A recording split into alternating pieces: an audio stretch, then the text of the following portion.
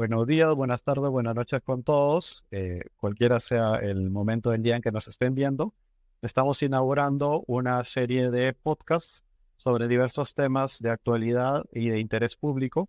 En particular, hoy vamos a hablar sobre política. Tenemos como invitado a Martín Bernabé, que él es politólogo y nos va a ayudar a entender primero la política actual, a entender la política en sí, o sea, los conceptos y todo lo que representa, y también a poder debatir sobre aspectos que probablemente no tengamos muy claros, ¿no? Sobre lo que acontece en la política nacional e internacional. Hola Martín, ¿cómo estás? Muchas gracias por aceptar nuestra invitación. Muchas gracias, Denis, a Reyles también. Y bueno, me agradezco nuevamente la invitación y a cualquier cosa de difusión cultural, difusión académica, estamos al servicio. Muchas gracias Martín.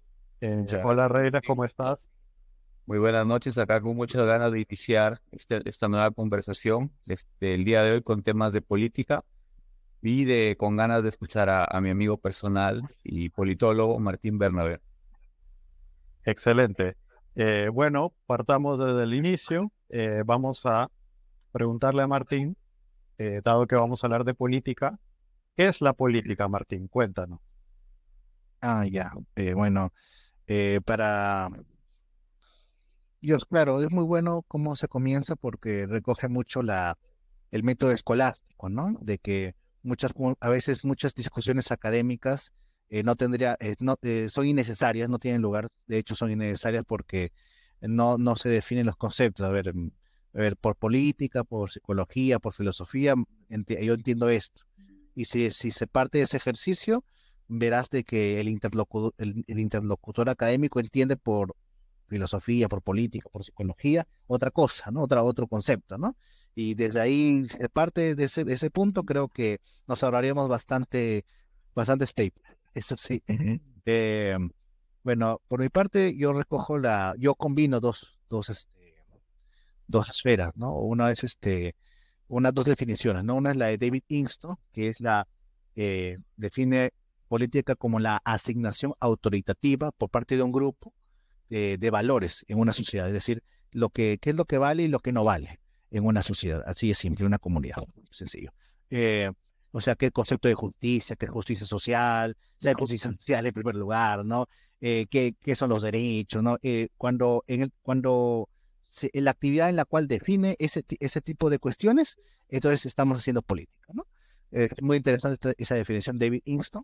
Luego me gusta la definición de Duverger, que es nada menos que fue eurodiputado por el Partido Comunista, por el francés, eh, y él habla de que la política es la lucha por el poder para usar los recursos. Entonces,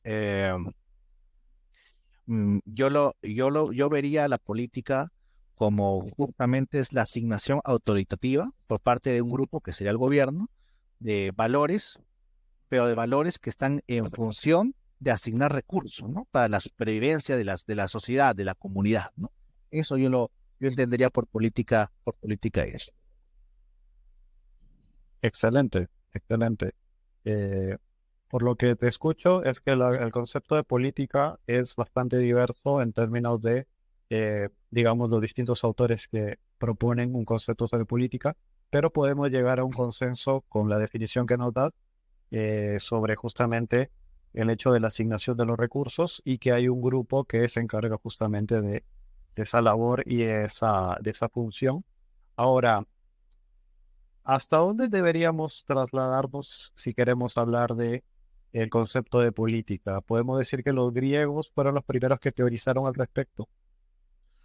No, justamente y hay en verdad, todo eso, el famoso tema del mito a logos, ¿no? El famoso tema del mito a logos es justamente invención de un alemán, Nestlé, se apellida así, Nestlé. No sé si tendrá algo que ver con el de la leche, no, ya eso no he hecho esas averiguaciones, pero hay un alemán de apellido Nestlé que tiene un libro del mito a logos, ¿no? Y bueno, se inventa de este tema de que con Grecia se empezó a teorizar el tema por primera vez lejos de la religión, lejos de la tradición, estas tradiciones como anticuadas, ¿no? Empezó a decir y la filosofía como se empieza a independizar, ¿no?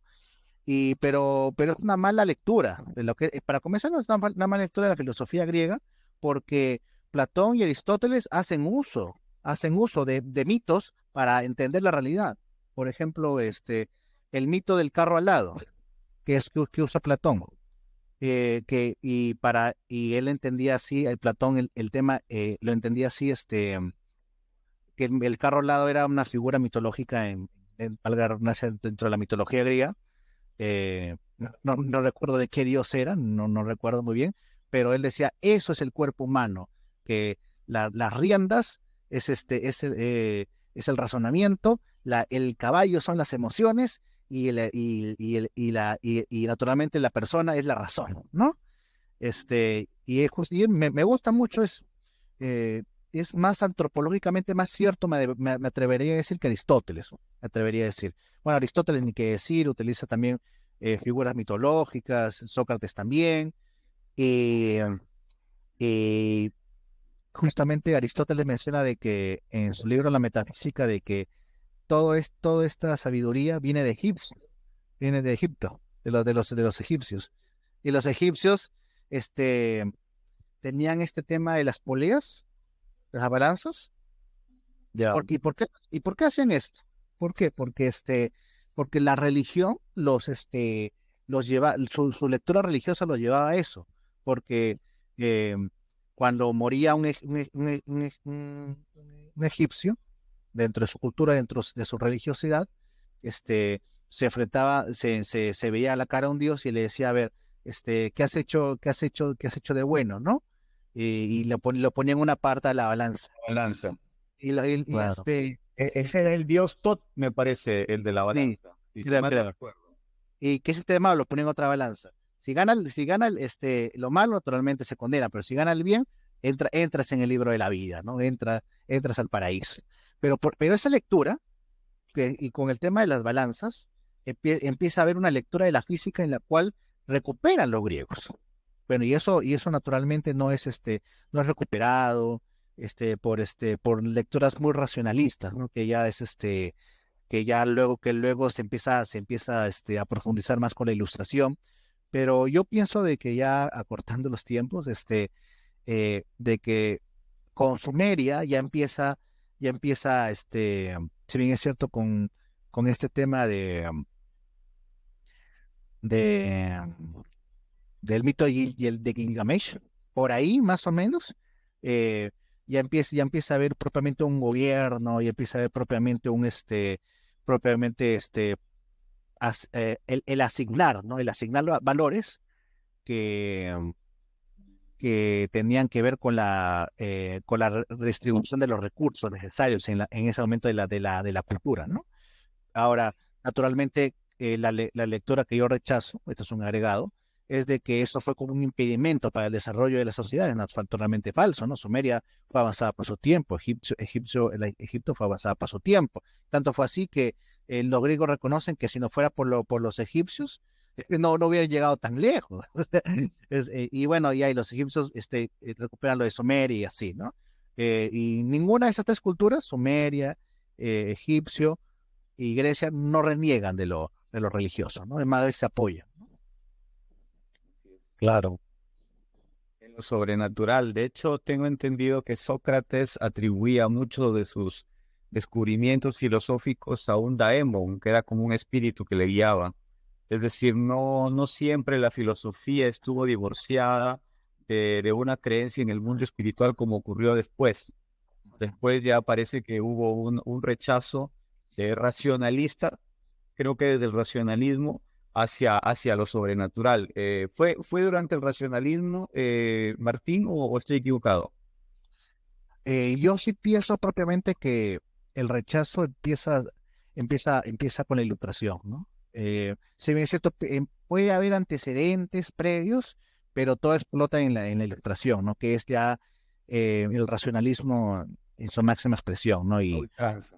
a ultranza, ¿no? Y tan racionalistas son de que mataron a Lavoisier, que es una de las no de las mentes, uno de los químicos más brillantes que pudo haber tenido el planeta Tierra, ¿no? Y siempre un historiador dijo que para tener otra ¿cómo era? ¿Cómo dijo? Decía que bastó como 3 segundos para cortar la cabeza a Lavoisier, pero ¿cuántos miles de años pasarán para tener otro como él, ¿no? Y bueno, eso es el racionalismo, ¿no? Que te lleva a la locura al final. Sí, Totalmente. hay una famosa frase que el encumbramiento de la razón lleva a la pérdida de la razón, algo así es la frase, no recuerdo Ah, bien. ah, hay una obra no me acuerdo si era de Van Gogh o perdón, de Goya creo que es Los sueños de la razón crean monstruos, ¿no? Eh, que bueno, tiene que ver con eso, ¿no? Supuestamente el racionalismo es el encumbramiento de la razón, de la lógica, ¿no? Y termina generando pues sistemas que van en contra de la antropología humana, bueno, de la antropología, de la visión antropológica completa, ¿no? Eh, es muy interesante lo que has contado, Martín, porque claro, si hablamos de política, hablamos de estados también, ¿no? Y hablamos de civilizaciones, ¿no? Hablamos de lo que fue en su momento Egipto, Mesopotamia, o sin ir muy lejos acá en Perú, ¿no? Chavín, Chimbú, Caral, etcétera, ¿no? Dado que tenemos público de toda América Latina, Chicha en Colombia o aztecas en México, ¿no? Entonces, de alguna manera la política, o sea, el concepto, el conocimiento de la política ha sido cultivado me parece que mientras más compleja la civilización o el Estado, ha habido mayor necesidad de cultivar ese conocimiento, ¿no? Eh, y eso explicaría por qué pues las primeras grandes civilizaciones vendrían a ser como que los precursores, ¿no? Como bien dices, acompañado obviamente de una visión cercana a la mitología, usando referencias a las creencias del contexto en el que vivían, ¿no? Eh, pero teniendo pues una noción que, bueno, posteriormente ya se iba a sistematizar, ¿no? Me hace acordar mucho, hago el paralelo con respecto a la historia de la matemática, ¿no? Cuando hablamos por ejemplo, de los griegos, pues hablamos del teorema de Pitágoras y demás, pero claro, los egipcios para construir esas pirámides han tenido que usar matemáticas, lo mismo con las culturas peruanas, ¿no? Entonces, claro, a veces somos muy, ¿cómo se dice? Clásicos de ver a la Grecia como el inicio, ¿no? de todas las ciencias y toda la filosofía, pero realmente han habido grandes avances en las primeras civilizaciones y también en el desarrollo de la humanidad, ¿no? Por ejemplo, cuando éramos en su momento cazadores-recolectores o pueblos nómadas, probablemente pues la organización política era, no sé, corrígeme si me equivoco, más sencilla, ¿no? Tal vez un patriarca, un grupo de pobladores, se asignaban roles y bueno, salían adelante en la medida de lo que podían. Entonces yo creo que con la agricultura hubo una gran revolución, ¿no? Básicamente pasaron a ser sedentarios, se empezaron a generar excedentes de producción y tenía que de alguna manera un grupo gobernante asignar justamente, valiéndome del concepto que dice Martín, los recursos, ¿no? Empezó a haber acumulación, empezó a haber un grupo de gente que ya no se dedicaba netamente a trabajar la tierra o a recolectar los frutos o a pastar el ganado, sino que hubo gente que se dedicaba a la política, ¿no? A administrar los recursos e incluso a la astrología, ¿no? Para planificar hacia futuro lo que podría suceder. Entonces, la historia es fascinante, ¿no? Cómo cada cosa se ha ido desarrollando a medida de la evolución del ser humano, ¿no? Y yo añadiría de que, bueno, mencionaste el tema de los estados. Sí, es verdad de que, eh, bueno, es el principio básico de economía, ¿no? Que hay necesidades infinitas y los recursos son finitos. Claro. Y bueno, mientras más pasa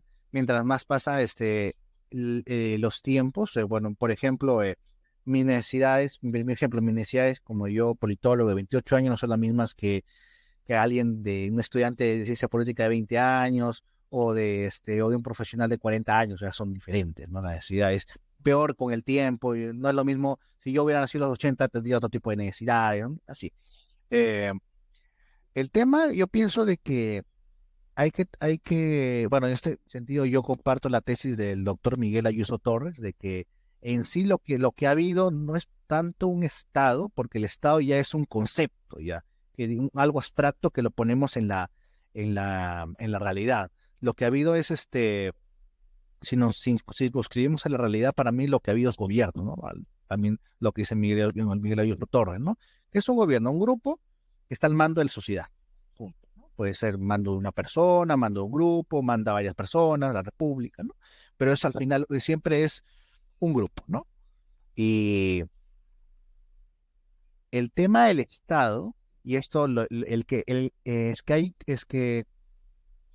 que lo que no se dice, como digamos por conveniencia de quienes están en la hegemonía académica de las ciencias humanas, es de que quien mejor entiende el Estado es, bueno, es alguien que decía para que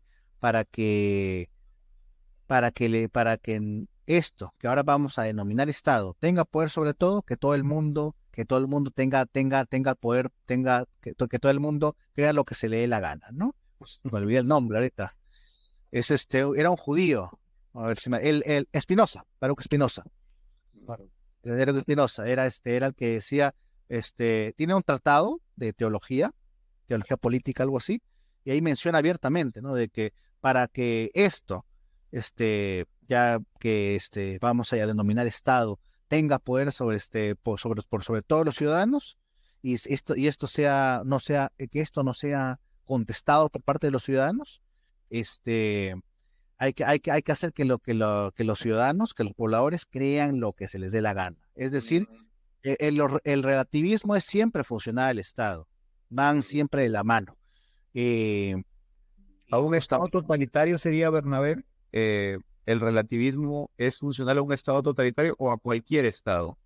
no, a cualquier Estado. ¿Por qué? Porque el gobierno, eh, ¿qué es lo que pasa? Cuando existían propiamente, para mí el Estado es un invento del Estado de la Paz de Westfalia, básicamente, ¿no? Esa es mi postura. Eh, pero antes de eso lo que había era, con sus virtudes, con sus defectos, era de que, y esto lo dice Miguel Ancho Bastos, ¿no? En una de sus conferencias, como el aristocidio, tiene una conferencia de 2 horas, el aristocidio, ¿no? Tiene muy buena bibliografía al respecto, está en YouTube su conferencia del Instituto Juan de Mariana, si no me equivoco, menciona de que todas las sociedades antes de la Paz de Westfalia eh, se adscribía a una ley divina, y el mismo gobierno está bien, tenía un mando, pero no podía ir por la ley divina, sobre la ley divina. Es más, si el gobierno quería rebelarse contra los sacerdotes, tenían que ampararse en la ley divina para que sea justa. Pero ¿qué es lo que sucede? Sucede de que, es más, hay una anécdota, ¿no? Que esto ya me lo contaron en el instituto, el que fundó Plinio Correo de Oliveira, eh, Tradición, Familia y Propiedad. Me lo contaron, esta anécdota de que hubo un emperador que se quiso apropiar la tierra de un campesino, protestó el campesino y lo llevaron a juicio y perdió el emperador. Bueno, ¿qué? ¿Cómo es posible, no? ¿Por qué? Porque el emperador se había saltado la ley divina, que naturalmente había una traducción en la ley natural y luego en las leyes. Sí, pero ahora la traducción en que la ley divina pasa a ser ley natural pasa a ser algo positivo en el texto, me refiero, naturalmente va a haber problemas. Pero ahora, hay que decirlo, pues lamentablemente, ya no existe, claro, existen gobiernos, pero siempre en función del Estado, ¿no? Y el Estado tiene la potestad con esta cuestión del mando representativo, que antes el mando era imperativo, es decir, yo te pongo a ti, pero tú vales o tienes legitimidad en función de que cumples con mis necesidades. Después, cuando viene Burke, cuando dice, no, hay un mandato representativo en la cual hombre, cuando ya estamos elegidos podemos hacer lo conveniente, ¿no? Porque las circunstancias son complejas, ¿no? Bueno, eso ha llevado, eso ha llevado pues a la corrupción, a la degeneración propiamente de la política, la generación de la actividad gubernamental. Y bueno, eso yo diría, ¿no? De que a veces, no a veces, cuando había algo que funcionaba, había un orden que funcionaba más o menos bien, más o menos mal, y se salteó por algo innovador, pues al final generó unos problemas que hasta ahora los padecemos, ¿no? Que o sea, cuando vemos que un congresista, que un alcalde no cumple con sus promesas, que dijo, ya, tiene una larga data, ¿no? Tiene una larguísima data, ¿no? O sea, básicamente tiene que ver con ideas de que, justamente lo que tú dices, Rey, los racionalistas, no necesitamos de algo superior. Con nosotros mismos, con nuestro razonamiento, con el racionalismo vamos a llegar muy lejos. Y bueno, tan lejos llegamos Nuestro consenso democrático. al consenso democrático, Nuestro ¿no? consenso democrático. Y ahorita estamos, bueno, no, oye, no, hay varios, y justamente los países que han avanzado es porque se han saltado un ratito el consenso democrático y le han dicho, ya, muy bien, hagan, discutan lo que quieran, pero esto se queda, ¿no? Y bueno, esa es al final la historia, ¿no? Y ya para finalizar, eh, ahí me preocupa mucho cuando hay católicos, abogados, que se dicen positivistas, que sí, seguidores de Kelsen. Y me preocupa porque en línea de lo que dice Baruch Espinosa, que ya lo cité, mencionan de que, bueno, defienden, ¿no? Contra Carl Schmitt, ¿no? Que ¿cómo es posible que el Tribunal Constitucional es el guardián de la Constitución? Sí, pero también menciona Hans Kelsen de que para que podamos vivir en una democracia, debemos renunciar al concepto de verdad. Es textual la cita. O sea, debemos renunciar al concepto de verdad, porque si vamos al concepto de verdad, no vamos a poner de acuerdo. Lo que existe son consensos. Bueno, Claro. después no nos sorprende de que vengan los posmodernos a decir, bueno, entonces si todo es consenso, yo me autopercibo, bueno, X, Y, Z, ¿no? Lo que hoy se dice verdad es en realidad un consenso, es en realidad el consenso. O sea, podríamos decir, para ponerlo en simple, hay dos formas de entender la verdad. Uno como verdad soberana, como en conceptos, podríamos decir, clásicos, una verdad soberana, pero también existe otro concepto de verdad que es una verdad tal cual me conviene, es decir, ya una verdad subjetiva, subordinada a la persona. Es decir, si esto me conviene, entonces es verdad, si no me conviene, no es verdad. Y también verdad de consenso. Incluso estaba escuchando un audio de Yuval Noah Harari diciendo que los derechos humanos en realidad no existen. Y si mal no recuerdo, en uno de sus libros, él dice que los derechos humanos son un mero consenso. Es decir, el haber abandonado la visión trascendente del ser humano con unos derechos intrínsecos por su condición de hijo de Dios, digamos, con derechos humanos intrínsecos por este valor que tiene, este valor consustancial a él mismo. Entonces, el haber abandonado todo esto hace que al final entendamos los derechos humanos como un consenso. Y finalmente eso deriva pues en que el Estado pueda crear y pensando mal incluso hasta quitar derechos humanos. Sí, naturalmente. ¿Quería decir algo, Denis? Sí, es interesante cómo la realidad política, económica, social, hasta legal, responde a una visión del humano y la visión del mundo, del hombre y del mundo, ¿no? Es Antropología. como que, claro, una visión antropológica. Entonces, es como que es un cambio en la visión antropológica, es la semilla de lo que siglos o años después llevará a una realidad política, social, económica, legal distinta, ¿no? Una Entonces, revolución.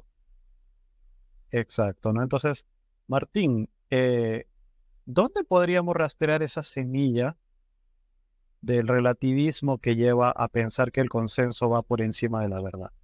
Si es que hay una semilla o hay varias, ¿dónde está el punto de inflexión, podríamos decir? Bueno, yo coincido más con la tesis filosófica de dónde comenzó la modernidad, que es con Don Escoto, que es qué es lo que dice Don Escoto? Eh, que, a ver, vamos a poner esto en contexto. En ese momento era lo que denominan edad medieval, que prefiero denominarlo como fue que es edad de la cristiandad. Eh, y Santo Tomás, pues, tiene una tesis, ¿no? Que es el hecho de que María nació con pecado, ¿no? Porque sí, Santo Tomás sí tenía esa tesis, ¿no? Que amaba a María, sí, la consideraba bastante, pero bajo su lógica, María eh, nació con pecado, y con pecado original, me refiero. Y en esa discusión, cuando ya, bueno, naturalmente murió Santo Tomás de Aquino, que su día fue ayer, ahorita que lo recuerdo, su día fue ayer, de Santo Tomás de Aquino. Don Escoto dice, bueno, da una solución, que dice, muy bien, que es de que no, lo que pasa es de que, Don Escoto dice, bueno, lo que pasa es de que ya Dios la preservó, Dios la preservó desde un inicio, desde el principio de los tiempos ahí. ¿Qué? Bueno, eh, la- eh, se aceptó y se admitió como lógica, como también parte de la revelación cristiana, pero hay un tema que empezó a elaborar tesis filosóficas extrañas, ¿no? Y todo tuvo su culmen cuando dijo que hay dos tipos de libertad. Que él asocia mucho libertad con potencia, ¿no? Que es capacidad de hacer, ¿no? Y él dice, hay capacidad o potencia ordenada, es decir, yo soy libre en la medida que me adscribo a las leyes de Dios, eh, a- este, eh, no tomo la palabra de Dios en vano, amo a mi prójimo, no mato. Y yo soy libre bajo el orden de Dios, bajo la ley divina, bajo la ley natural. Pero él dice, pero hay una libertad más importante, dice, que es la potencia absoluta, que es cuando tú transformas la realidad. Tú transformas la realidad. Pero ahí cabe una pregunta, ¿no? Que es el hecho que nunca se planteó de un Scott en vida, que es, tú puedes transformar la realidad para bien, naturalmente puedes transformar la realidad para bien, pero también para mal, ¿no? Puedes alterar, alterar algo y se puede salir,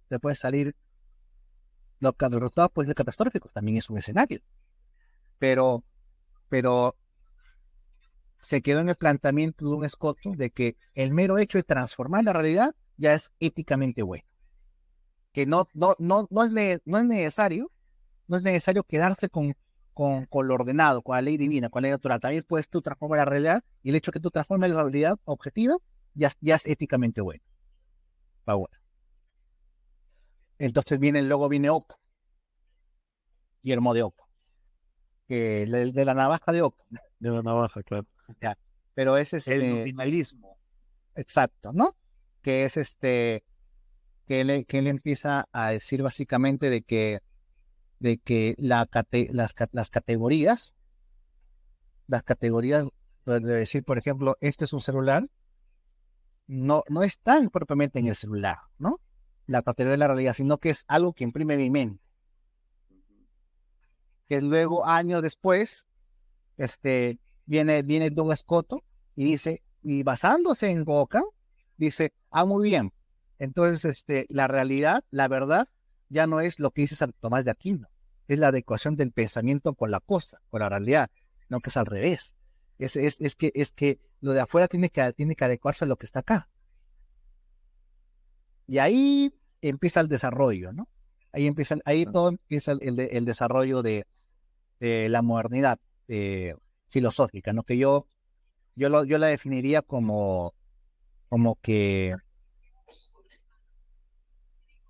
en la libertad, los principios de la libertad y de la voluntad son absolutos, sino no son absolutos, no tienen sus límites.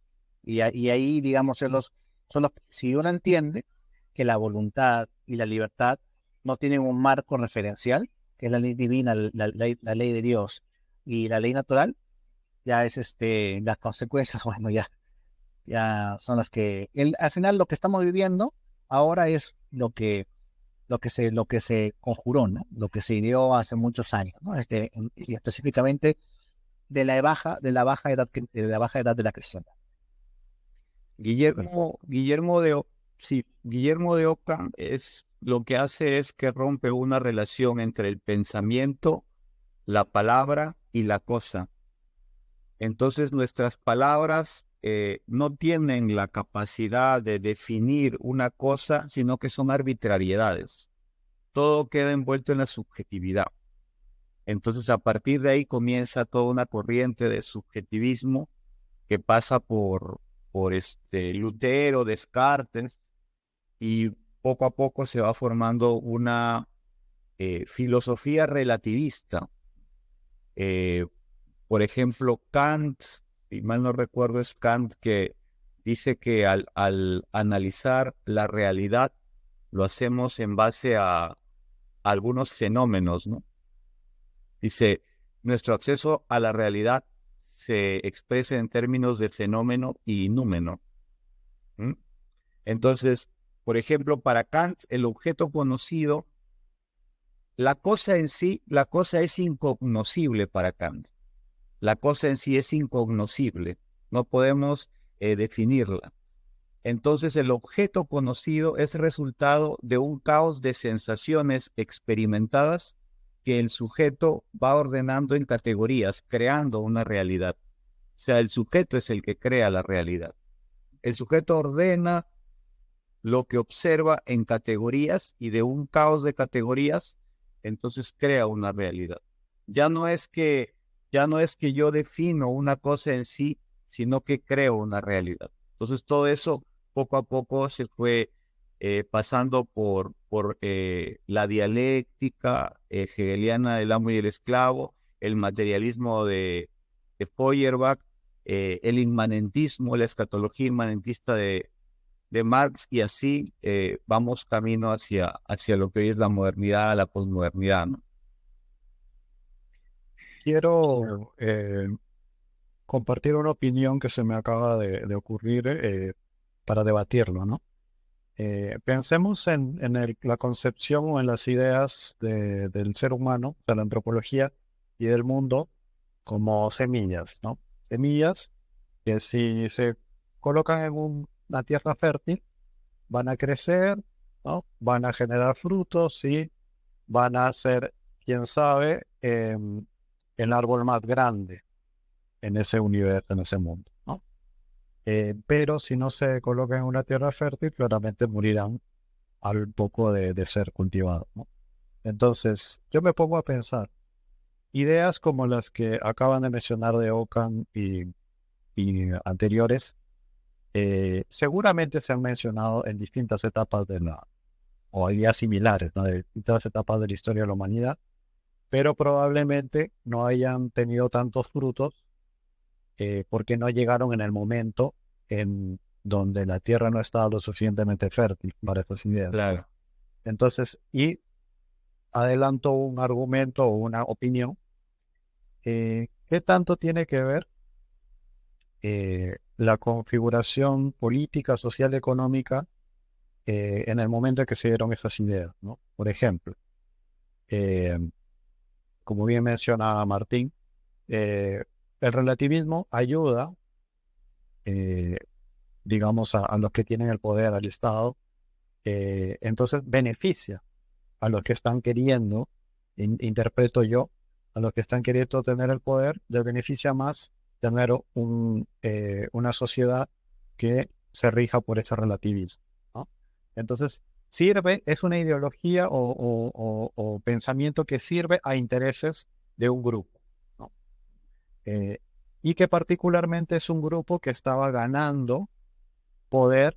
Estamos hablando de la burguesía que a finales de la etapa de la cristiandad empezó a ganar poder económico y demás.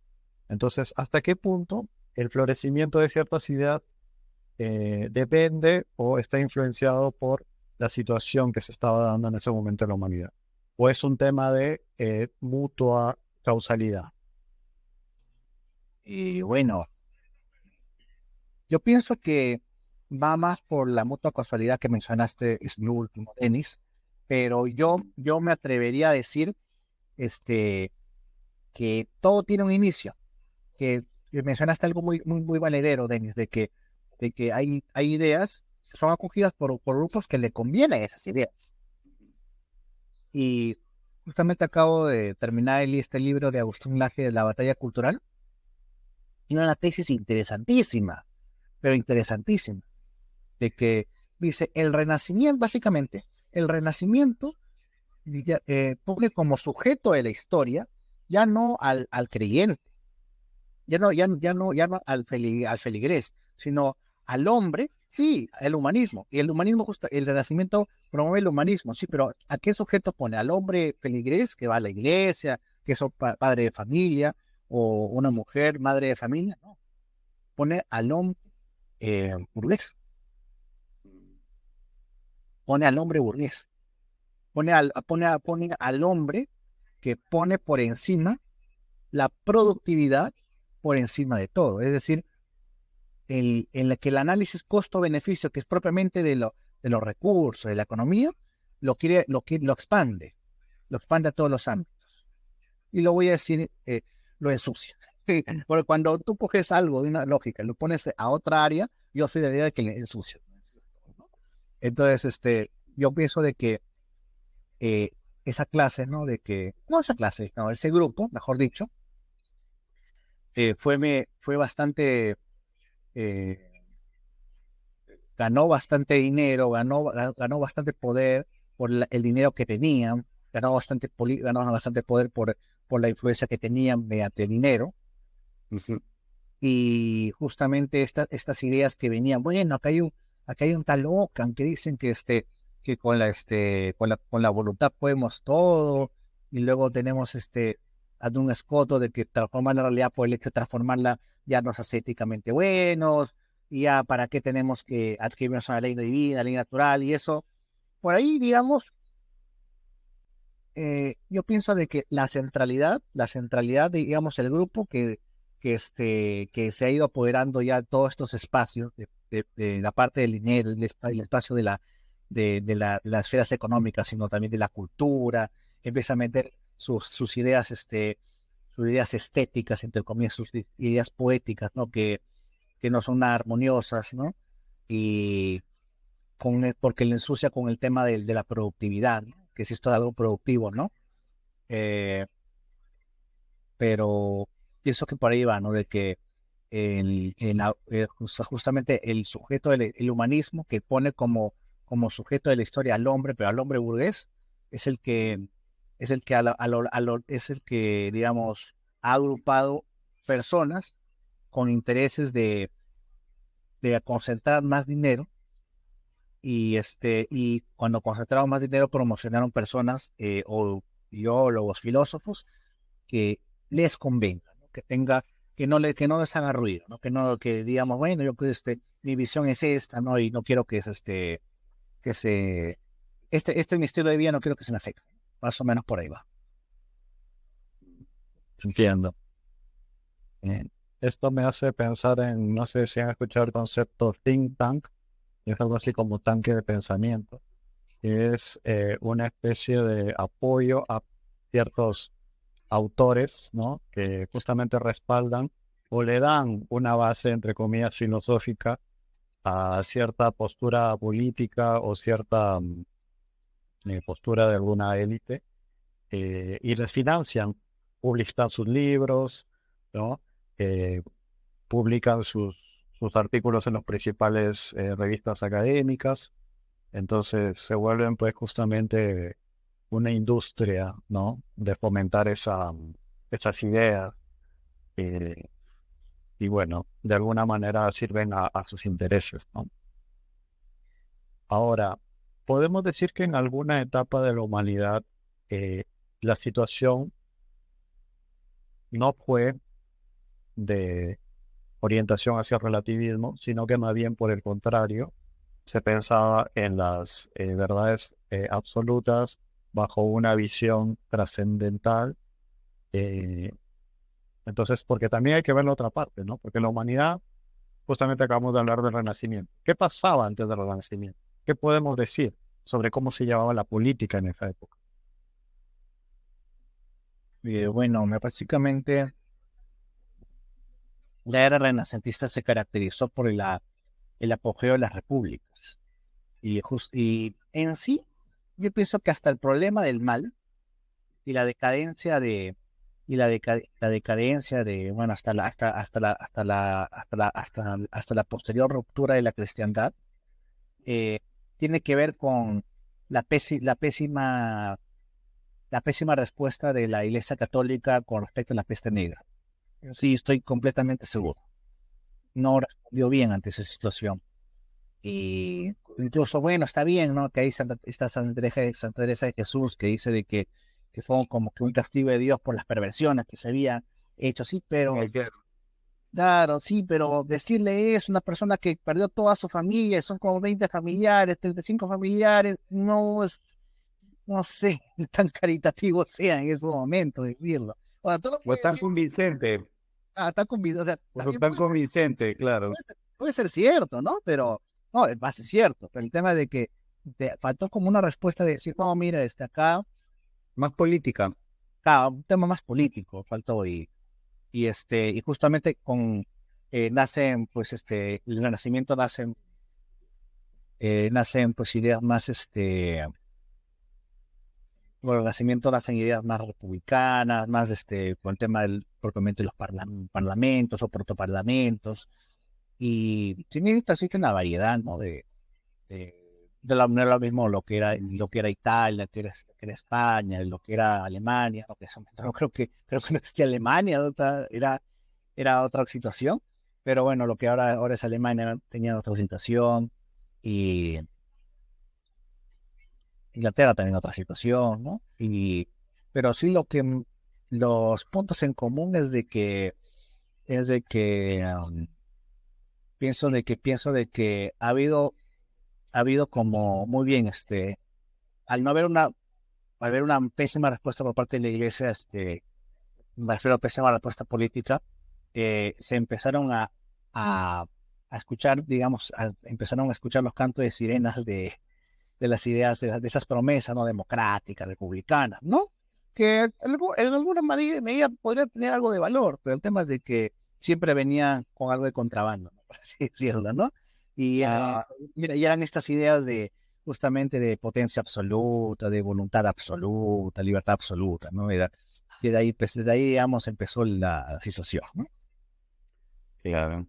La misma, la misma nobleza fue seducida por estas ideas de que al final la nobleza que sería la más perjudicada comenzó a ser seducida por estas ideas. Incluso ya en la etapa previa a la Revolución Francesa, eh, el, el rey Luis XVI, eh, hasta esa época, a sus hijos les ponía preceptores seducidos por ideas antimonárquicas. El propio rey, hasta que se dio cuenta ya bastante tarde de que eso le perjudicaba a él, ¿no? Es decir, también hay a ver, en cada etapa de revolución, hay una complicidad también de las propias clases gobernantes. Es decir, si estamos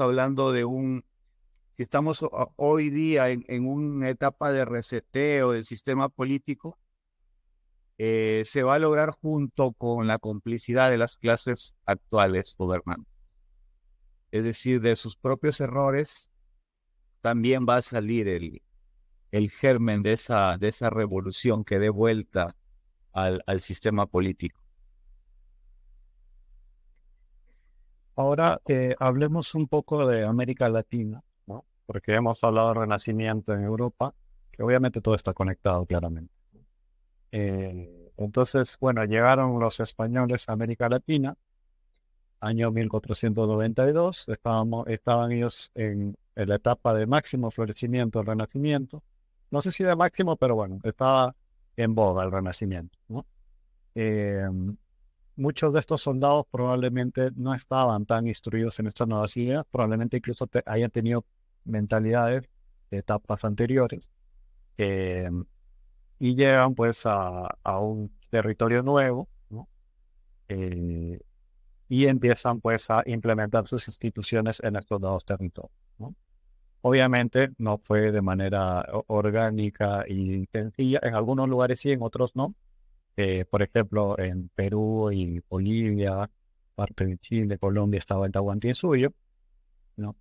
Entonces había una organización política, había cierto nivel de estatus de vida, eh, pero claro, como bien me señaló Martín, la sociedad europea ya había pasado la peste negra, entonces estaban muy inmunes a ciertas enfermedades que, bueno, nuestras poblaciones no, y bueno, hubo una caída bastante grande bastantes muertes por enfermedades traídas de Europa. Eh, ¿Cómo es que ese choque de dos civilizaciones, culturas, formas de pensar, organizaciones políticas, terminan configurando las primeras etapas de lo que podemos llamar la América Latina o Hispanoamérica mestiza? Básicamente yo soy de la idea de que, bueno, eso sí, por algo tengo amigos en esa dirección, ¿no? Que, que se nos ha enseñado muy mal la historia, pero pésimamente se nos ha enseñado la historia, porque se nos dice, por ejemplo, Francisco Pizarro, conquistador del Perú. Perdón, existía Perú antes de Francisco Pizarro. Por ejemplo, o el Perú incaico. ¿Existía el Perú en la época de los incas? O sea, ahí nomás, en esos artificios del lenguaje, tú dices, yo me lo terminé creyendo bastante tiempo, hasta, digamos, después de, naturalmente, terminar el colegio, ¿no? Ahora tú ves la universidad, lees y dices, no, diferente, ¿no? Eh, y lo que pasa es de que no es casualidad de que Hispanoamérica ahorita tiene su principal crisis es a partir de que, de que básicamente su crisis es una crisis de fe. Es básicamente eso, es esencialmente eso. Cuando ahorita que la crisis de fe está más fuerte, es cuando más problemas tiene Hispanoamérica. Cuando más olvida sus raíces, es peor. ¿Por qué? Porque se nos ha olvidado y Perú es el caso, Perú y México son los casos arquetípicos del qué es lo que somos. ¿Por qué? Porque a nivel, digamos, Hispanoamérica, ¿no? O digamos lo que es la España ultramarina, como se menciona en muchos círculos, especialmente carlistas, ¿no? Eh, por ejemplo, bueno, Hernán Cortés, bueno, llegó, vio el canibalismo de los aztecas, dijo, no, aquí hay que hacer algo al respecto, porque si bien es cierto, tenían una civilización, nadie se lo va a negar, pero hacía eran unas sociedades incluso consideradas más bárbaras, y eso lo dice hasta un negro legendario como Antonio Escotado. Era tener unas sociedades a nivel de historia del mundo, unas sociedades más bárbaras, más, por así decirlo, criminales que ha existido a nivel de la humanidad, que básicamente hacían rituales y tiraban al cuerpo, y caían en esas escaleras en las que la gente se toma fotos, en las que la gente toma fotos, ya muy bien, esas mismas escaleras se caía el cuerpo sin vida, sin corazón, un cuerpo sin vida, sin corazón de una persona, Sin cabeza también. y abajo las personas del pueblo se lo comían. Ya, eso para que eres el lugar donde toman la foto, te crees progresista, ya, Claro. eso es lo que eran los aztecas, ¿no?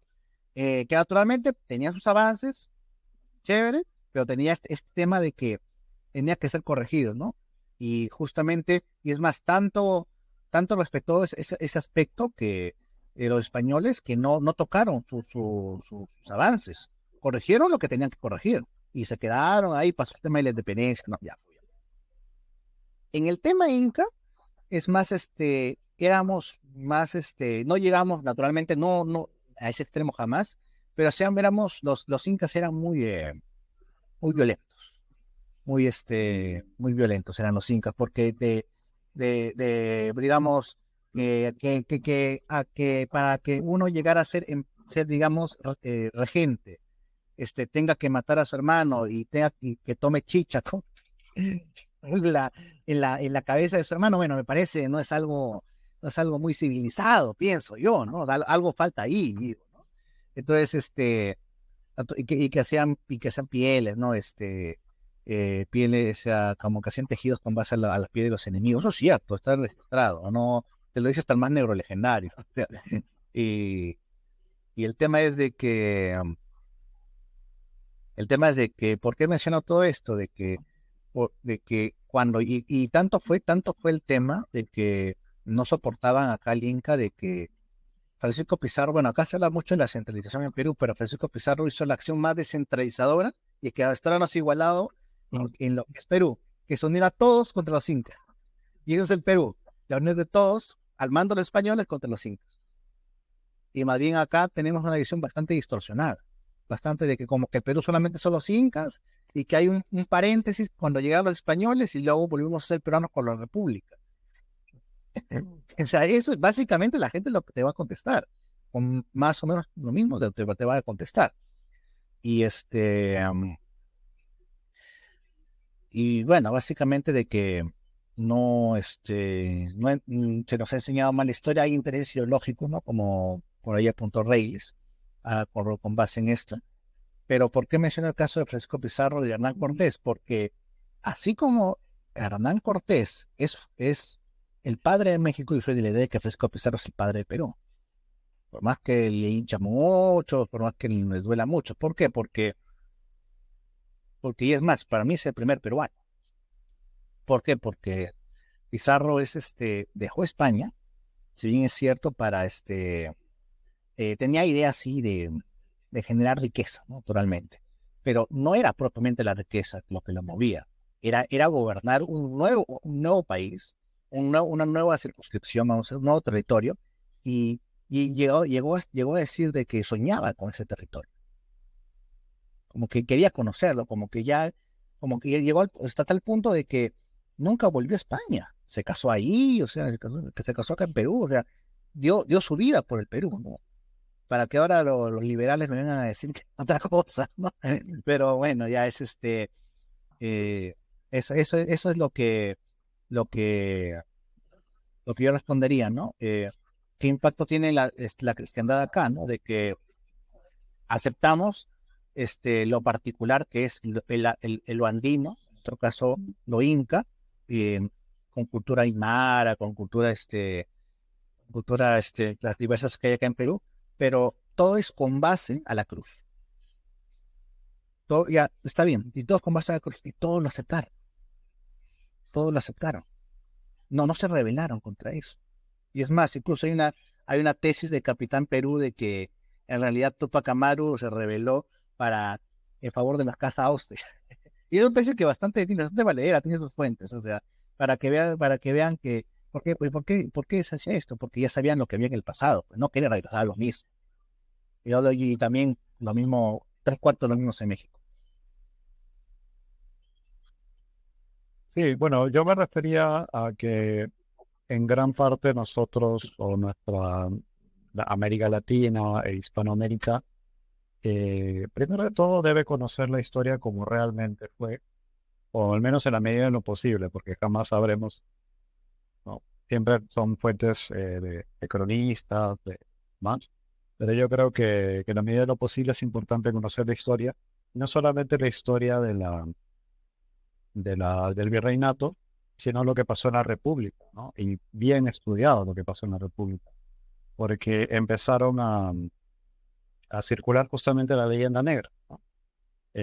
Una leyenda que servía a unos intereses imperialistas, podríamos decirlo, de expansión, de origen anglosajón, Eh, y también podemos preguntarnos, ¿no? ¿Qué influencia ha tenido desde el punto de vista político esta, este imperialismo, esta expansión, no solamente desde el punto de vista económico, sino desde el punto de vista de las ideas en Hispanoamérica? O sea, hasta qué punto gran parte de la división, que creo que no solamente la tiene el Perú, sino país de América Latina o de Hispanoamérica que veas, hay una gran, lo que le llaman la grieta en algunos países, ¿no? Hay una gran grieta, ¿no? País donde vayas hay una gran división, a veces hasta incluso ves las elecciones y sale 50% un candidato, 50% el otro, ¿no? O sea, es como si los partieras así a la, ¿no? A la mitad. Entonces, ¿hasta qué punto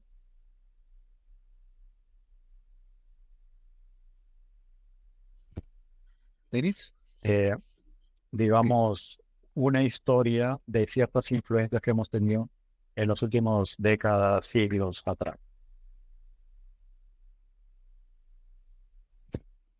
Denis, se entrecortó cuando dijiste la última parte de tu pregunta.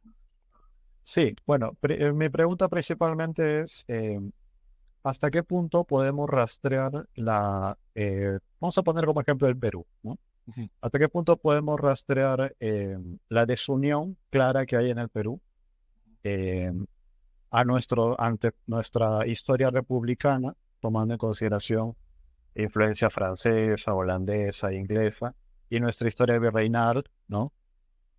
Influencia española, etcétera, ¿no? ¿Hasta qué punto nosotros podemos ver una explicación para lo que estamos viviendo como sociedad actualmente? Bueno, el hecho de que, de que el imperio inglés haya auspiciado a alguien como Simón Bolívar, que desmembró al Perú, se hizo Bolivia, se puso fue el tema de Colombia, o sea, comenzando por ahí que balcanizó bastante el territorio peruano. Yo considero que es más que es más un tema de, del temor que tenía el temor que tenía el imperio inglés con respecto al fundamento religioso que tenía Hispanoamérica. Es decir, Inglaterra no lo tenía. Inglaterra su base básicamente es la economía. Siempre fue la economía. Hasta que lo reemplazó Estados Unidos, que también su base es económica, netamente. Y sí, propulsaron el protestantismo, pero hasta que les funcionó, les fue útil, ¿no? Y luego ya llegan los ilustrados, los racionalistas los usaron, luego llegaron los postmodernistas que los usan. En realidad pienso de que, en realidad pienso de que tenemos una imagen de que tenemos una imagen, nos influyen con la imagen de que, digamos, nuestro pasado fue tan malo que, que ahorita estamos digamos, tratamos de romper eso, lo malo que tuvimos para entrar en un círculo, para entrar a este, para entrar en la modernidad, ¿no? La modernidad. Yo considero de que, bueno, si se ve el pasado, naturalmente nosotros teníamos un mejor sistema de interconexión en el Perú, que lo tenía, que bueno, que lo que tiene ahorita la República, entre conocer de caminos, me refiero, en la hora del virreinato peruano, teníamos un mejor, una mejor capacidad, por así decirlo, y claro, la capacidad industrial, ¿no? Lo que era en ese momento, ¿no? Ahora no, ahorita es básicamente generar dependencia ahora primero a Inglaterra y luego Estados Unidos, y parece que después de la guerra civil que va a vivir Estados Unidos, gracias al gobernador de Texas y Joe Biden, parece que vamos a depender de Rusia o de China. Estamos en eso. Pero básicamente renegar de nuestro pasado y para no ponernos de acuerdo. Es decir, lo que Carl Schmitt diría en su libro Formas Políticas y Catolicismo, cuando uno no tiene idea de su pasado, no tiene un destino común a donde apuntar. y va por ahí, ¿no? La idea de destruir el pasado y acercarnos a ellos y que asuman el destino común del mundo anglófilo como propio. No, no somos nada de eso, somos otra cuestión diferente. Somos la continuación de la cristiandad. Hispanoamérica es la continuación de la cristiandad. Naturalmente con rescatando los avances de las civilizaciones que ha habido acá, pero básicamente y esencialmente es la continuación de la cristiandad, y eso es lo que molesta mucho a esos círculos pues, protestantes, racionalistas, ateos. Sí. Mencionabas Creo, un poco, mencionabas un poco el tema de Biden, Martín. Yo quisiera saber cuál es tu opinión acerca, para hacer un paréntesis, quisiera saber cuál es tu opinión acerca de un posible retorno de Trump a la Casa Blanca, porque se está oyendo fuerte e incluso se está viendo en los analistas anti-Trump. Están diciendo que es la más grande amenaza que ahora tiene el mundo, se llama Donald Trump. ¿Cuál es tu opinión al respecto? bueno, no. Básicamente Donald Trump, cuando llegó al gobierno, hizo... hay que entenderlo al fenómeno de Donald Trump, porque yo veo esto mucho el error por círculos hispanistas, por círculos nacionalistas, de que ¿cómo es posible que haga esto? Y es presidente de su país, tiene que hacer acuerdos que beneficien a su país. O sea, es lógico, es lógico.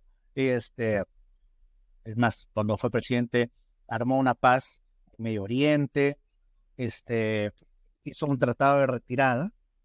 Sí, que fue un tratado de retirada en Afganistán, pero que Biden no lo supo aplicar. Definitivamente Biden es un fiasco. Es peor que Obama en temas internacionales, ya es decir bastante. En temas geopolíticos, ya es decir bastante. Fue el primero en entender el tema de Corea del Norte, porque hay muchos problemas en entender y en la política en general, cuando nos rodeamos de círculos, decimos, ya, tenemos que destruir el otro círculo de político. Sí, pero no, digamos, cuando ellos profesan unas ideas, y inmediatamente asociamos, por ejemplo, que manejan otras y se comportan de esta manera, de esta manera, y lo hacemos una imagen mental. Y a lo mejor son personas que pues, están equivocadas, pero son correctas, creen que ese es el camino que tienen que seguir. Y Donald Trump, ¿por qué digo esto? Porque Donald Trump tuvo la inteligencia de ver en el presidente norcoreano, que naturalmente es un dictador, pero tuvo la inteligencia de ver de que no era una persona tan convencida de seguir asociada a China. Naturalmente no por un tema ideológico, por un tema de interés, más le interesaba asociarse a unirse con Corea del Sur, y como para crear la historia de que él glorificó a Corea, algo así, no le interesaba, ¿no? No le interesaba mucho ser asociado a China, ¿no? Y eso tuvo la inteligencia de verlo, Donald Trump. ¿Y para qué? Para separar Corea del Norte de China y cortar ese nexo. O sea, fue una persona bastante inteligente, es una persona bastante inteligente de Trump, pero su temperamento no lo ayudó. Definitivamente su temperamento no lo ayudó. Es cierto que en los contextos, hay contextos mucho más difíciles que otros, y hay contextos fáciles, eso sí, pero respondió muy mal ante la pandemia Donald Trump, en el sentido de que ordenaba que a casi cualquier cosa. Llegó a decir la barbaridad esto de que tomen no sé qué. O sea, y ya pues la cereza del pastel fue cuando se rehusó a mantener el orden en el tema del Capitolio. Que eso, ya digamos, muy aparte de los temas legales, ya imaginemos, ya está bien, era un hombre convencido de lo que hacía, que le decían fraude, ya acá. Pero después de que murió una persona, después de que hubo gente que hizo eso por ti, tú no puedes decir acto seguido, tú no puedes ir y decir concedo en la elección. En todo caso, no debiste convocar a nada. Y mucha gente, y eso le va a cobrar factura mucho, porque falta que un demócrata o un republicano no jale, ¿no? un republicano que luego salía con los demócratas diga, ¿cómo tú lo dejaste tirados a estas personas? Y allá los estadounidenses tienen una cultura bastante fuerte contra la traición, ¿no? Bastante fuerte. Y esto le va a cobrar factura a Trump un momento. Pero, Quizás las...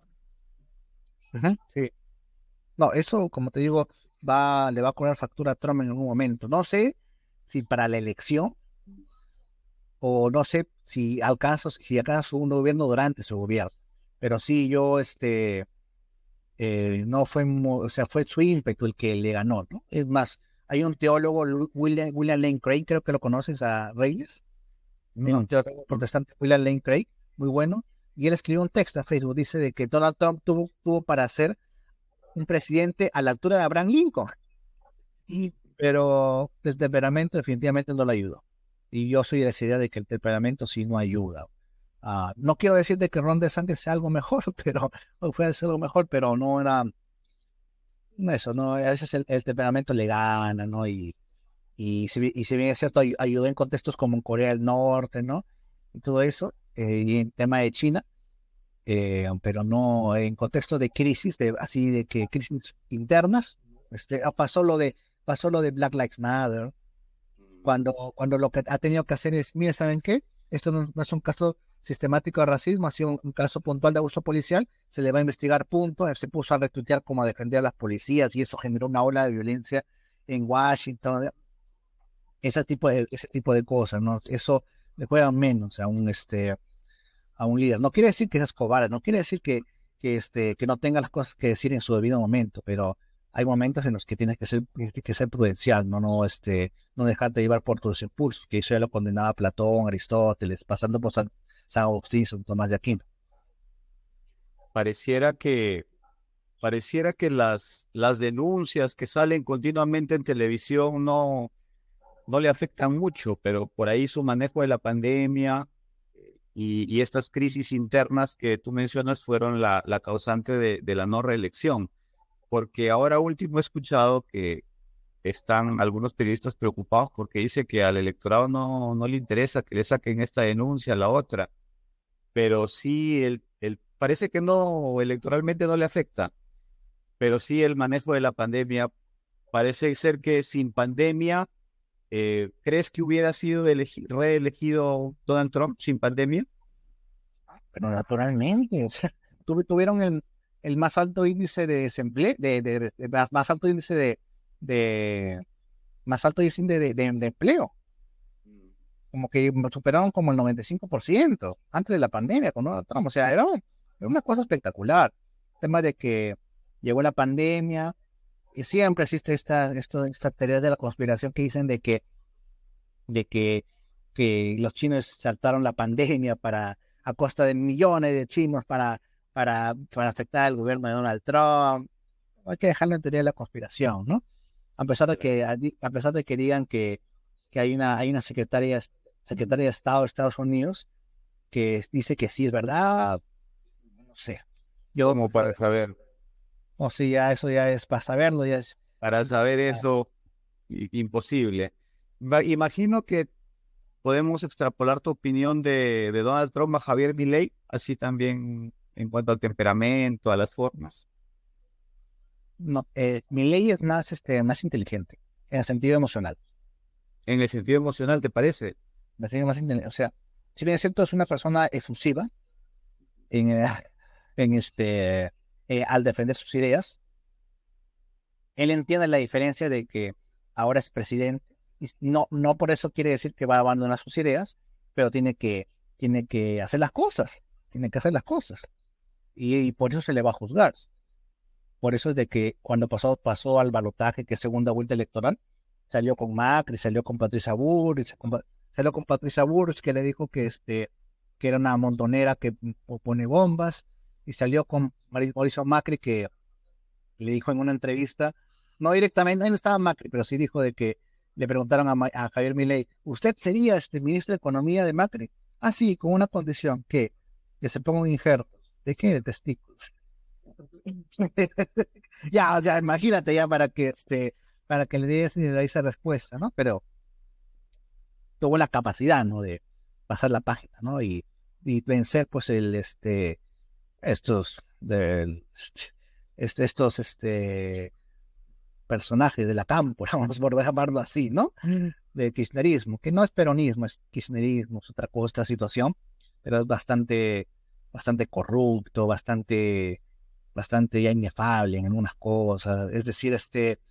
Yo me acuerdo hasta ahorita, cuando estaba viendo un video de Agustín Laje, video reaccionando a a una protesta, y había un señor que sí, que nuestros derechos laborales, todo, no sé, el gobierno de Macri, le ponchan, un periodista le dice, sí, señor, ¿usted de qué trabaja? Ay, está muy bien, y todavía lo felicita porque era un medio afín de los kirchneristas. Muy bien, pero ¿usted de qué trabaja? No, yo trabajo de esto. Como que de esto, o sea, de hacer protesta trabajaba. Ya para que llegue a Argentina a ese nivel, ya es algo que que no tratas con personas con las que se puede dialogar, ¿no? Son personas de que viven de esa manera y no le importa que se vaya al perno a todo el país con tal de que ellos reciban su dinero, ¿no? Y puedan hacer sus fiestas. Ahí tienes que eliminar bastante orgullo, ¿no? Y Milei yo lo veo bueno en ese sentido, que naturalmente yo como católico no apruebo en primer lugar su libertarianismo, su liberalismo. Naturalmente, Claro. un católico no aprueba eso, no. Es una ideología política, como tú dices, Denis, que es antropológicamente, o sea, desde el punto de vista antropológico, me acuerdo de ti, Denis, es falsa totalmente, ¿no? Y, pero muy aparte de eso, bueno, trata de hacer cosas positivas y eso lo rescato. Es decir, mucha gente lo critica a Javier Milei de que diga, que se fue al foro de Davos, que el foro de Davos son globalistas. Sí, es cierto, pero, pero a ver, yo nunca en mi vida, yo decía, ¿cuándo será el día de que alguien en Davos diga las cosas como son, ¿no? Y el que se acercó bastante fue Milei.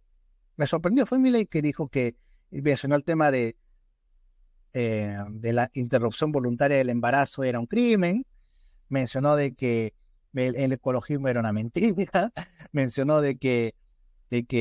pues el comunismo hambreador, mente, mencionó el problema de los colectivismos, o sea, mencionó cosas bastante positivas y que incomodó bastante a la izquierda. O sea, los primeros de saltar fueron los que, digamos, no es que ni siquiera izquierda, los que tienen ese estilo de vida, que es a costa de los demás, ¿no? A costa de los demás. Y eso, bueno, es de saludar, ¿no? Naturalmente, bueno, vamos a decir, no, es que quiere eliminar el Banco Central de la Reserva. Bueno, está bien, sí, yo no estoy a favor de que lo elimine, pero, es decir, a mí me da pena mucho lo que pasó con esta señorita Guadalupe Batallán, de que llegó, está bien, tú puedes como católico rechazar los postulados ideológicos de un candidato, en este caso Javier Milei, pero de ahí a dar a entender a que la gente vote por masa. Ah, sí, eso. Sí, sí, ya, realmente eso sí me escuadró bastante, ¿no? Y por eso Agustín Laje le dejó de seguir, ¿no? No sabía, no sabía Sí, que o había sea, pasado eso. sí, me parece bastante, es decir, a veces los católicos pecamos mucho de esto. Ya, me estoy extendiendo mucho, pero a veces los católicos pecamos mucho de esto, lo que León de Greye, que era un fascista, dijo, los capillitas, ¿no? O sea, como decir, no importa que hagan y deshagan con tal de que con tal de que te respeten ahí una cruz. No, o sea, te están destruyendo la realidad, te están insultando, te están insultando a Dios y tú no vas a hacer nada.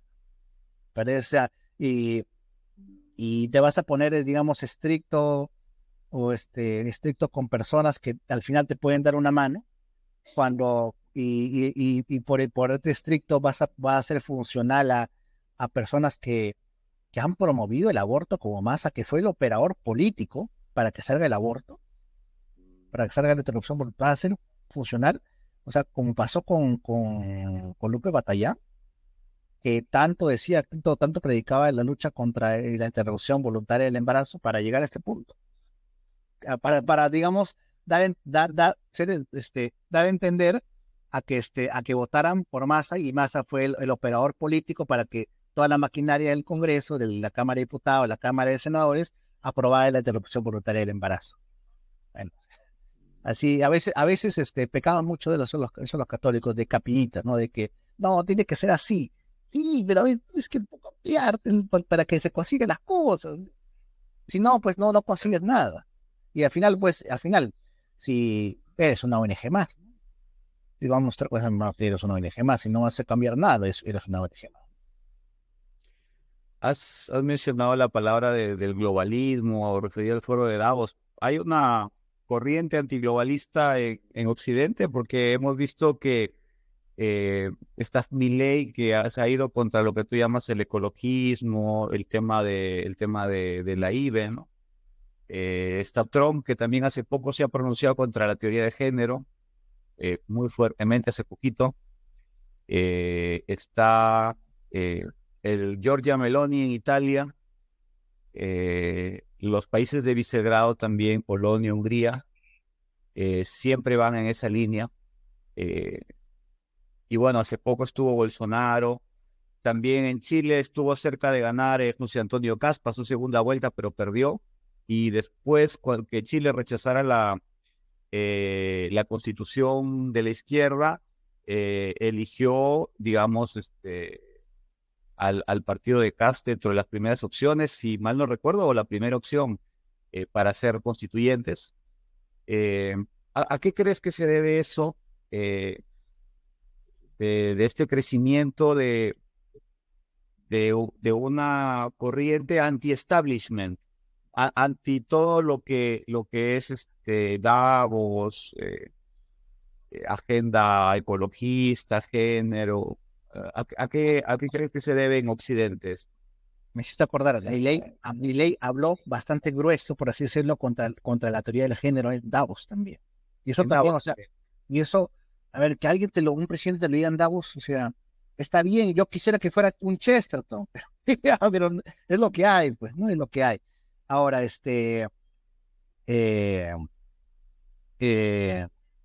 que tú dices, ¿no? ¿Cómo veo este crecimiento del movimiento anti-establishment, ¿no? Sí, es cierto, hay matices, pero yo lo considero una sana reacción, una sana respuesta, mejor dicho. Que sí está bien, que a veces es bueno decir, miren, y esto ya lo aprendí con el tiempo, ¿no? No voy a decir que siempre he pensado así. Bueno, Reyes me conoce de que sí he sido, no, ¿cómo es posible que no son así muy puros, ¿no? Pero ahorita con el tiempo uno dice, bueno, o sea, yo no soy liberal, yo no soy libertario, o sea, yo nunca me tomaría una foto al lado de la serpiente, no, nada que ver con eso, pero si te dan una mano con el mismo enemigo en común, tú tomas esa oportunidad. Pienso, ¿no? Yo digo que tú tomas esa oportunidad. Milei, Abascal, eh, eh, Meloni, todas estas personas, todos estos actores políticos, son una sana reacción, en mayor o menor medida, pero son una sana respuesta, mejor dicho, ante estos movimientos extraños, ¿no?, que hay en el mundo. Y bueno, si bien es cierto, no será lo que plenamente buscamos, pero la idea es actuar políticamente, ¿no? Porque bueno, esto yo me gusta comentar siempre la teoría política con la misma praxis política, por lo siguiente, no sé si se acuerdan el tema de la marcha, esta marcha, ¿cómo se llama? Cuando dio Pedro Castillo dio inmovilización, no sé si se acuerdan. Claro, que salieron en contra de la inmovilización. Claro, No recuerdo qué nombre tuvo la marcha, pero sí nos ubicamos. ya. Me enviaron un Twitter y para la convocatoria yo me acerqué bastante hasta la zona de pugna y y vi algo bien interesante, ¿no? Que era que libertarios, hispanistas y conservadores, o sea, de los celestes, ¿no? Pañuelo celeste, los tres se juntaban para hacer frente a un enemigo en común. Claro. Y yo digo, está bien, ¿no? Tú no te vas a poner exquisito, no, incluso hice chistes al respecto, ¿no? Que puse WhatsApp, ya malograron la marcha y pues ponía la foto de la bandera, que estaban con la bandera libertaria, ¿no? Así chistes, ¿no? Pero ya luego tú ves la práctica, ¿no? O sea, que al final del día tiene un enemigo en común, que está bien, sus ideas estarán muy ordenadas, estarán muy correctas, pero que su ímpetu es el que cuenta, ¿no? Y ahí tú no te das cuenta de que está bien, ¿no? No será la pureza filosófica que tú quieras, pero tú quieres decir, pero a la hora de cambiar las cosas son necesarios. Bien dice, en la sabiduría popular de que Dios escribe recto en renglones torcidos. Va Yo, por ahí. yo creo, yo creo que la pureza filosófica no se va a conseguir sin una ayuda de lo alto. Es decir, creo que si bien es cierto, hay una resistencia que tú mencionas que es una sana resistencia, me parece que en general la tendencia es hacia la agenda del establishment. Es decir, hay una resistencia, pero quizás soy demasiado pesimista, pero digamos, son, digamos, movimientos temporales. Creo que en general se va a marchar en la dirección del establishment y posteriormente creo que sí, ya habrá una renovación quizá eh, del pensamiento, una sana doctrina, pero por el momento, digamos, se hace lo que se puede con lo que hay y con las limitaciones que pueden tener estos gobernantes, que puede ser su carácter, su falta de control o lo que fuere, ¿no? No sé qué opinas tú, o crees que sí va a haber una reversión del proceso de descristianización. Yo lo que tú dijiste tú dijiste que eras como un poco pesimista, ¿no? No, bueno, a mí me gusta Juan Manuel Prada cuando dice, yo soy un pesimista pero esperanzado, ¿no? O sea, yo coincido con el análisis de la realidad de que, bueno, la cristiandad está hecha prisa, está pulverizada, y la idea es de que volver a edificarla, ¿no? Y sí, o sea, y no, tú estás aliado con personas de que te hablan de que te hablan del cuerpo como una propiedad privada. Bueno, está bien, ¿no? Yo pienso que lo tuyo, lo que mencionas es válido, digamos, para un subgrupo dentro de un grupo mayor, ¿no? Digamos que sería, por ejemplo, la nueva derecha, ¿no? Pienso que, pienso que sería bastante válido, ¿no? Y ahora, la idea es no dejar de pugnar el tema político. ¿Por qué? No sé si saben esta historia, pero Mao Zedong, cuando inició el tema de su revolución comunista, estaba perdiendo. O sea, estaba a punto de ser derrotado y por Chiang Kai-shek, o sea, la China nacionalista, y justo entra la invasión de los japoneses. Y él dice, los comunistas dicen, sus comunistas cercanos, sus camaradas dicen, ya muy bien, Mao, ya, hacemos que la banda de Chiang Kai-shek se mate con los japoneses y el que triunfa, nosotros, el que quede de los restos, nosotros arrasamos. Y Mao dijo, no, nos aliamos con Chiang Kai-shek contra los japoneses. No entendieron la decisión. Pero ¿cuál era el tema? ¿Por qué tomó esa decisión? Porque quería estar en movimiento. Quería ver cómo era el tema de la guerra. No tenía mucho conocimiento de guerra, pero al aliarse con el bando nacionalista ya adquirió más inteligencia estratégica, más conocimiento de campo. Y cuando vencieron a los japoneses y volvieron a retomar su conflicto, otro bando, el bando comunista ya era otro. Y pues terminó siendo a Chiang Kai-shek, con el tema de que rodearon ciudades, ¿no? A través del campo, ¿no? Pero normalmente la geografía, el contexto geográfico es otro, pero la idea es esencial, ¿no? De que no hay que perder el tema de la praxis política, que está bien, ¿no? Que no, el que está al lado mío no es Chesterton. Bueno, Y eh, hace tiempo que... sí, hace tiempo, ¿no? Ya o el que Sí, está al lado mío, al que está al lado mío no es a ver qué te puedo decir,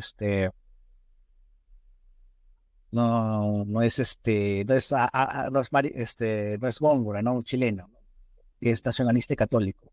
Bueno, está bien, ¿no? No es no son, pero la idea es no perder, ¿no? No perder el tema de disputar el tema político, ¿no? los Porque espacios. los espacios, porque si no, entran otros, ¿no? Entran otros. Y eso es mucho más peligroso, ¿no? Porque aparte de no tener experiencia, dejas espacio y el que tiene más poder es el otro bando. Eso es la idea. Bueno, la verdad que ha estado corta el tiempo, ya se nos ha ido la hora y media muy rápido. Ha estado, creo que tenemos temas como para conversar muchas reuniones más. Bueno, vamos a cerrar un poco este primer podcast. Bueno, comentando un poco lo que ha sido, ¿no? Primero hemos hablado sobre la política desde su concepto, la evolución de la política a lo largo del tiempo, la visión política de los últimos tiempos, junto con este pensamiento que época Renacimiento en adelante se ha venido instaurando bajo intereses justamente de cierto grupo político. Y bueno, hemos hablado un poco del futuro que se viene, ¿no? Hemos hablado de qué es lo que pasará, ¿no? Con las posturas políticas, si es que va a continuar eh, el pensamiento predominante actual. Yo solamente agrego el tema de que, así como Martín señala que hay que estar entrenándose siempre en términos de política, también hay que ir sembrando, ¿no? Porque recordemos que lo que comenzó todo esto que vivimos ahorita ha sido una semilla que por ahí germinó siglo XIV, siglo XV, bueno, ya cuestión de elección de cada uno. Y bueno, hay que seguir sembrando estas semillas y justamente estamos, creo que, en el momento y en el lugar precisos para empezar a divulgar de estos temas, ¿no? Que por ahí se les escapan a muchas personas y está bueno ponerlos sobre la mesa, ¿no? Antes de terminar, bueno, las últimas palabras, ¿qué tal la pasaron, Reyles, Martín? ¿Quién primero? A ver, Martín. Martín, tú cierras mejor, porque tú eres el invitado. Ok, ok. Bueno, yo siempre es un gusto conversar con Martín. Hemos conversado ya, no frente a cámara, sino así conversaciones de amistad y bueno, siempre aporta datos interesantes, ¿no? Para uno también seguir formándose, siendo que él viene pues de las ciencias sociales y bueno, no es mi campo de formación, pero siempre se aprende y además la política es un tema que nos atañe a todos. Todos debemos opinar de política, aunque estemos gateando en ello, como del mismo modo en que todos opinan de fútbol. Debemos comenzar a opinar cada vez más acertadamente de la política. Martín, Así es, Reyes. Muy agradecido por el pase, Denis. Bueno, muy agradecido. Nuevamente agradezco la invitación. Eh, Realmente a veces, a veces yo soy el tipo de persona que no sé, de que hay personas que tienen una vida y cuando les toca hablar de su profesión, pues les toca hablar de su profesión, ¿no? Yo soy la persona que va bien vive su profesión y habla muy, y no soy de a mí lo mínimo y indispensable, ¿no? Y realmente sí, estos temas me apasionan mucho. Podría hablar acá un montón de cosas de por qué me gusta, para qué, por qué me siento útil, mi propósito, pero Dios nos quiere acá para compartir, ¿no? Para compartir más de lo que sabemos, nuestras intenciones, nuestros propósitos, ¿no? Y encaminarnos en común, ¿no? En común.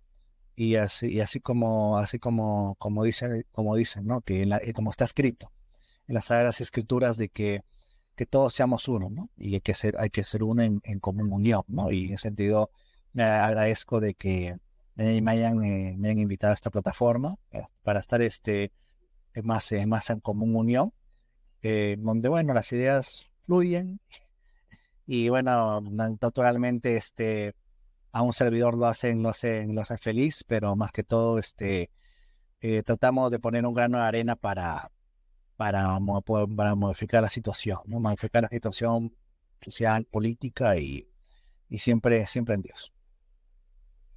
Excelente. Bueno, muchas gracias al público por ver este video. Y recuerden siempre suscribirse, dar like y seguirnos porque este es el primer video de muchos que vendrán sobre distintos temas, incluido la política. Gracias con todos. Hasta luego. Chao.